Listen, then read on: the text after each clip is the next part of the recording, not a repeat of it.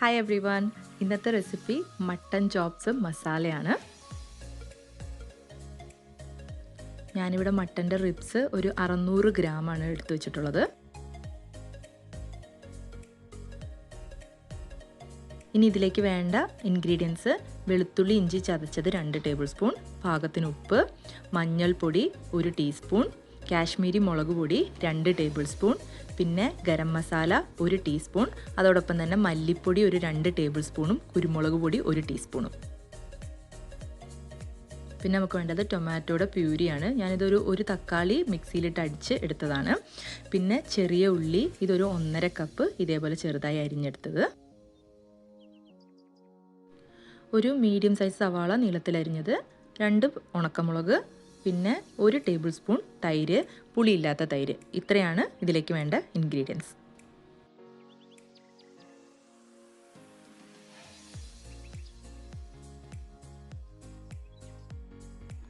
ഇനി ഒരു പാൻ ചൂടാക്കി 2 ടേബിൾ സ്പൂൺ വെളിച്ചെണ്ണ ഒഴിച്ച് വെളിച്ചെണ്ണ ചൂടായതിന് ശേഷം ഞാൻ ഒരു അല്പം കറിവേപ്പിലയും അതിനുശേഷം എടുത്തു വച്ചിരിക്കുന്ന സവാള ചേർത്ത് നല്ലൊരു ഗോൾഡൻ ബ്രൗൺ നിറം ആവുന്നത് വരെ വഴറ്റിയെടുക്കുക.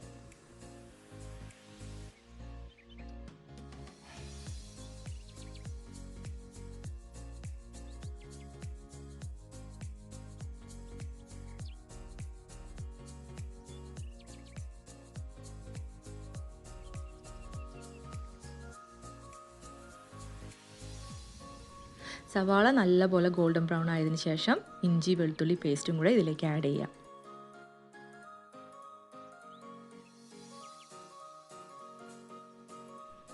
ഇഞ്ചിയുടെയും വെളുത്തുള്ളിയുടെയും പച്ചക്കുത്ത് മാറിയതിന് ശേഷം എടുത്തു വച്ചിരിക്കുന്ന ടൊമാറ്റോ പ്യൂരി അതിലേക്ക് ആഡ് ചെയ്ത് ഒരു 2 മിനിറ്റ് നല്ലപോലെ തിളപ്പിച്ചെടുക്കുക, ലോ ഹീറ്റിൽ തന്നെ വെച്ചിട്ട്. അതിനുശേഷം എടുത്തു വച്ചിരിക്കുന്ന മസാലകൾ ആഡ് ചെയ്യാം. ഞാൻ ഗരം മസാല ഒഴിച്ച് ബാക്കിയുള്ള എല്ലാം ഇതിലേക്ക് ആഡ് ചെയ്യുന്നുണ്ട്. പാകത്തിന് ഉപ്പിട്ട് മഞ്ഞൾപ്പൊടിയും മുളക് പൊടിയും കുരുമുളക് പൊടിയും അതുപോലെ മല്ലിപ്പൊടിയും കൂടി ഇട്ട് നല്ലപോലെ മസാലകളെല്ലാം കൂടെ നല്ലപോലെ മൂപ്പിച്ചെടുക്കുക.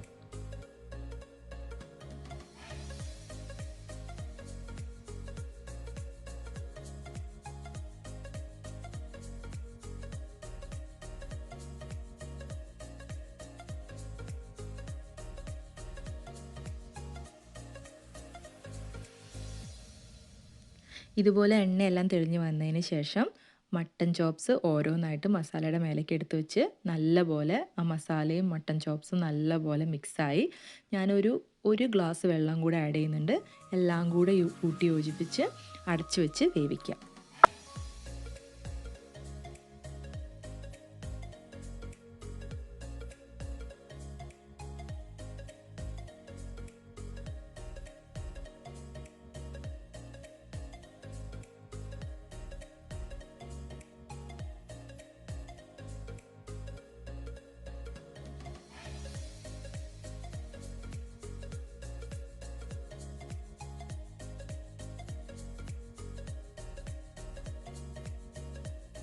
ഒരു പകുതി വേവായതിനു ശേഷം എടുത്തു വെച്ചിരിക്കുന്ന 1 ടേബിൾ സ്പൂൺ തൈരും കൂടെ ആഡ് ചെയ്ത് നന്നായി ഇളക്കിയതിന് ശേഷം അടച്ചു വെച്ച് വീണ്ടും വേവിക്കുക.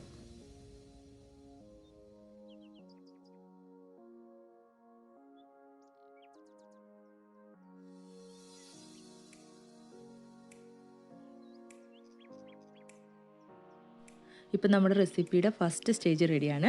ഇനി ഒരു പാൻ എടുത്ത് അതിലേക്ക് 1 ടേബിൾ സ്പൂൺ വെളിച്ചെണ്ണ ഒഴിച്ച് എടുത്തു വെച്ചിരിക്കുന്ന ഉണക്കമുളകും ചെറിയുള്ളിയും കൂടി ഇട്ട് നല്ലപോലെ ഗോൾഡൻ ബ്രൗൺ നിറാവുന്നത് വരെ ഇരുന്ന് വഴറ്റിയെടുക്കുക.